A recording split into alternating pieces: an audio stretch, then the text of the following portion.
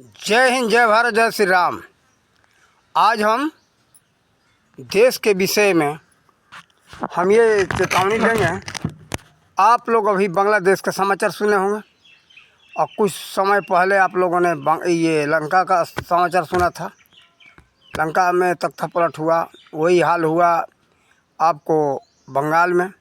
लेकिन क्यों हुआ, इसके पीछे क्या कारण है, अब हम कहाँ तक बताएं। आप लोग दो वीडियो हमारा सुने।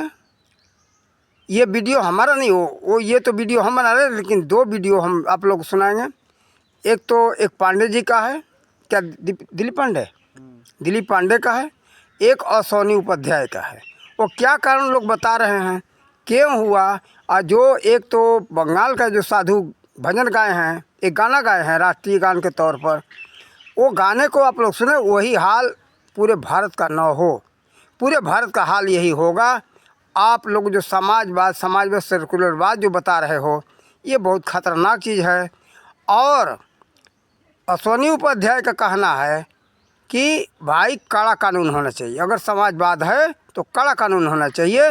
और भारत के लोग सोए नहीं, केवल यहाँ प्रधानमंत्री का ही जीमा नहीं है, केवल प्रधानमंत्री का देश नहीं है, ये सबका देश है। सबको अगर सुरक्षित रहना है तो हम ये कहेंगे संपूर्ण भारतवासी मिल कर के आवाज़ उठाएं कि ये कड़ा कानून होना चाहिए राष्ट्रीय सुरक्षा के दृष्टिकोण से। अब आप लोगों को पहले हम अश्वनी उपाध्याय का वीडियो सुनाने लाइए। बांग्लादेश में इसमें अराजकता फैली हुई है, आगजनी हो रही है, हिंसा हो रही है, लूट हो रही है, घर जलाया जा रहा है। प्रधानमंत्री देश छोड़ के भाग गई हैं। बांग्लादेश के संस्थापक शेख मुजीबुर रहमान की मूर्ति तोड़ दी गई है। पुलिस ने, वहां की सेना ने पूरी कमान अपने हाथ में ले लिया है। भारत में भी ऐसे आंदोलन होते रहे। कभी भारत ने तख्ता पलट किया क्या? कभी भारत के किसी प्रधानमंत्री को भागना पड़ा क्या? कभी भारत के राष्ट्रपति को भागना पड़ा क्या? कभी भारत के चीफ जस्टिस को भागना पड़ा क्या? नहीं। इसलिए मैं भारत के माननीय सांसदों, विधायकों, मंत्रियों, हाई कोर्ट के जजों और सुप्रीम कोर्ट के जजों से बहुत विनम्रतापूर्वक निवेदन कर रहा हूं कि आप पूरी दुनिया में जो हो रहा है उसको समझिए और उसके हिसाब से भारत के लिए योजना बनाइए। पाकिस्तान भारत का हिस्सा था। 1947 में वो हिंदुस्तान कहलाता था। कितनी बार सेना ने वहां पे तख्ता पलट कर दिया, कितनी वहां पे पॉलिटिकल अनस्टेबिलिटी है, कितनी बार वहां पे सुप्रीम कोर्ट का फैसला पलटा गया, कितना ज्यादा वहां आतंकवाद है, जिहाद है, मजहबी उन्माद है, कितने बड़े पैमाने पे वहां पे हिंदुओं को खत्म किया गया।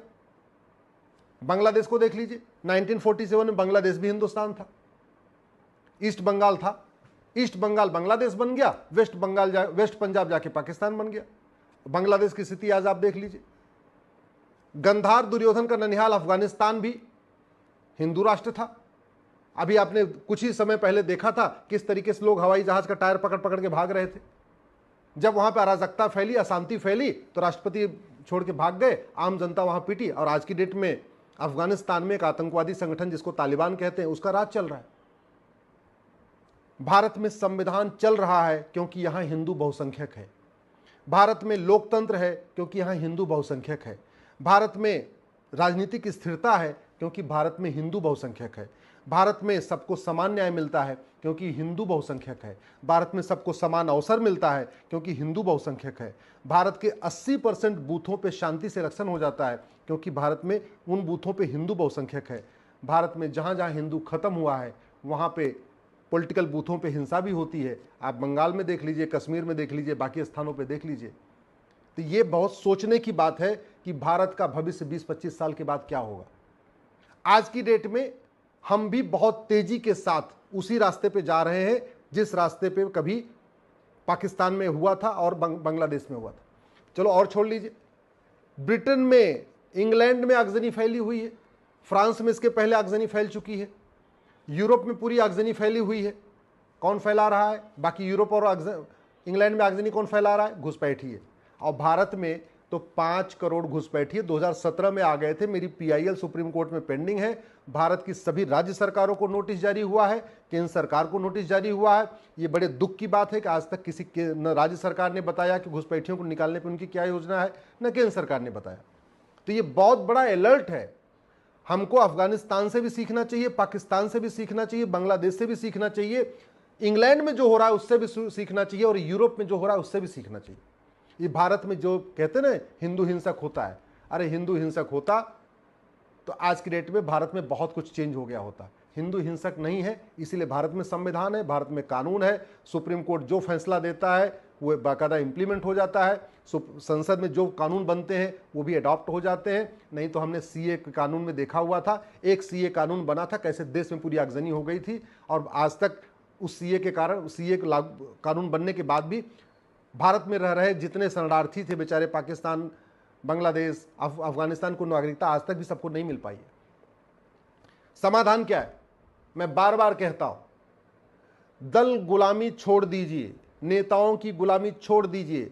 नहीं तो जैसे अफगानिस्तान के राष्ट्रपति फुर्र हो गए थे, भाग गए थे जब वहां हिंसा बढ़ी, आज बांग्लादेश की प्रधानमंत्री भी अपना सुरक्षित निकल गई हवाई जहाज लेके, पाकिस्तान में भी मुशर्रफ निकल गए थे अपना हवाई जहाज लेके। जिस दिन भारत में आगजनी बढ़ेगी, भारत में हिंसा बढ़ेगी, तो जिन नेताओं के भरोसे आप बैठे हुए हैं, जिन पॉलिटिकल पार्टियों के आप भरोसे बैठे हुए हैं, जिनकी आप सुबह से लेकर शाम तक जय जयकार कर रहे हैं, ये आपको बचाने के लिए आप नहीं आएंगे, ये सबसे पहले जाएंगे।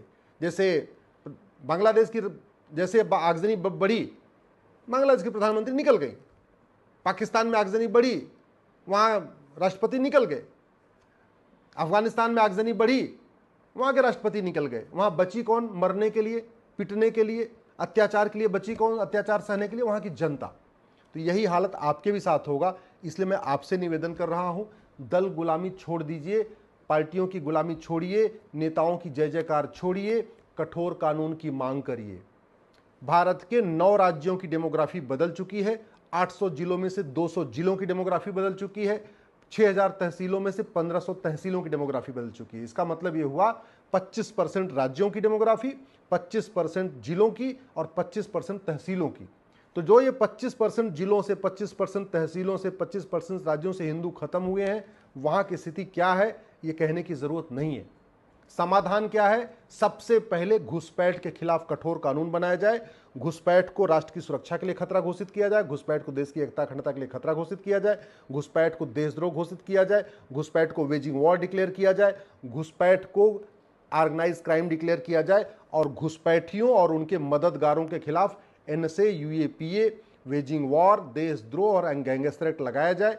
घुसपैठियों और उनके मददगारों की 100% संपत्ति जब्त किया जाए, उनकी नागरिकता खत्म किया जाए, उनको आजीवन कारावास, फांसी दिया जाए, वो भी फटाफट 1 साल के अंदर।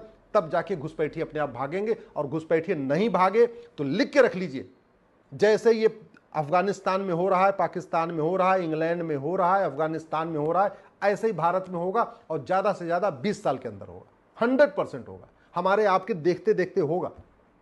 अगर भारत को बचाना है, धर्मांतरण को राष्ट्र की सुरक्षा के लिए खतरा घोषित करिए, धर्मांतरण को देश की एकता अखंडता के लिए खतरा घोषित करिए, धर्मांतरण को देशद्रोह घोषित करिए, धर्मांतरण को वेजिंग वॉर डिक्लेयर करिए, धर्मांतरण को ऑर्गेनाइज क्राइम डिक्लेयर करिए, और धर्मांतरण कराने वाले मिशनरियों, जिहादियों और उनके मददगारों के खिलाफ एनएसए लगाइए, यूएपीए लगाइए, वेजिंग वॉर की धारा लगाइए, देशद्रोह की धारा लगाइए, गैंगस्टर एक्ट लगाइए। घुसपैठी और उनके मददगारों की 100% संपत्ति जब्त, धर्मांतरण कराने वाले मिशनरियों, जिहादियों की 100% संपत्ति जब्त करिए, धर्मांतरण कराने वाले मिशनरियों, जिहादियों और उनके मददगारों की नागरिकता खत्म करिए, आजीवन कारावास की और फांसी की सजा दीजिए, और वो भी 1 साल के अंदर, तब धर्मांतरण रुकेगा। और तीसरा, जनसंख्या नियंत्रण के लिए कठोर कानून बनाइए।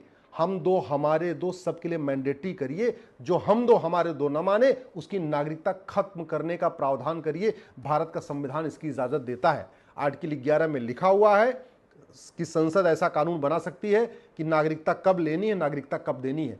तो जैसे वोटर आईडी जब देते हैं तो टर्म्स कंडीशन, भाई 18 साल का हो जाएगा तब वोटर आईडी में, तब वोटर आईडी मिलेगा।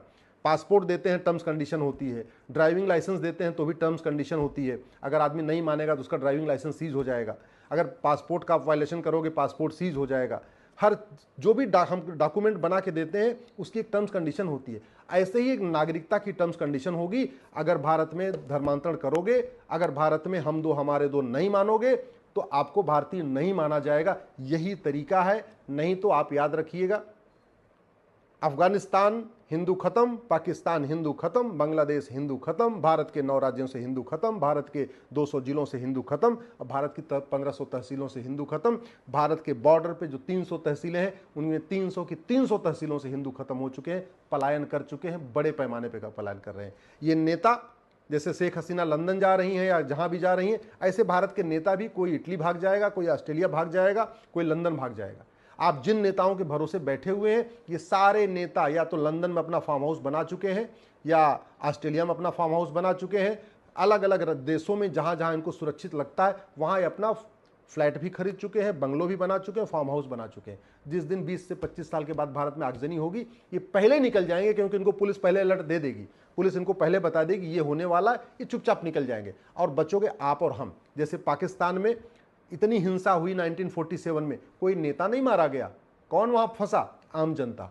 बांग्लादेश में इतनी हिंसा हुई, राष्ट्रपति पहले निकल गया, कोई नेता नहीं मारा गया, प्रधानमंत्री पहले निकल जा रही है, कोई नेता नहीं मारा गया, फंसी है कौन वहां? आम जनता। अफगानिस्तान में राष्ट्रपति पहले निकल गए, कोई नेता नहीं मारा गया, फंसा कौन अफगानिस्तान में? आम जनता।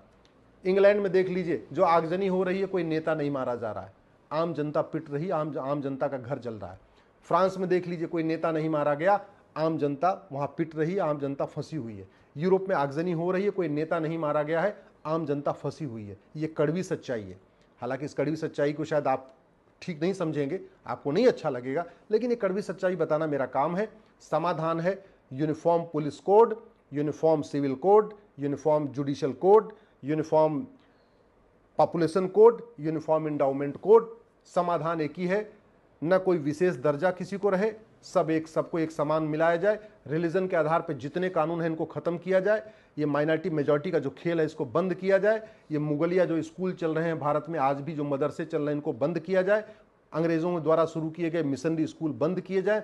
भारत में सबके लिए समान शिक्षा हो, समान नागरिक संहिता हो, घुसपैठ के खिलाफ कठोर कानून हो, धर्मांतरण के खिलाफ कठोर कानून हो, जनसंख्या नियंत्रण के लिए कठोर कानून हो। यही समाधान है। नहीं तो याद रखिएगा, जैसे अफगानिस्तान से खत्म हुए, पाकिस्तान से खत्म हुए, बांग्लादेश से खत्म हुए, जैसे बांग्लादेश जल रहा है, ब्रिटेन जल रहा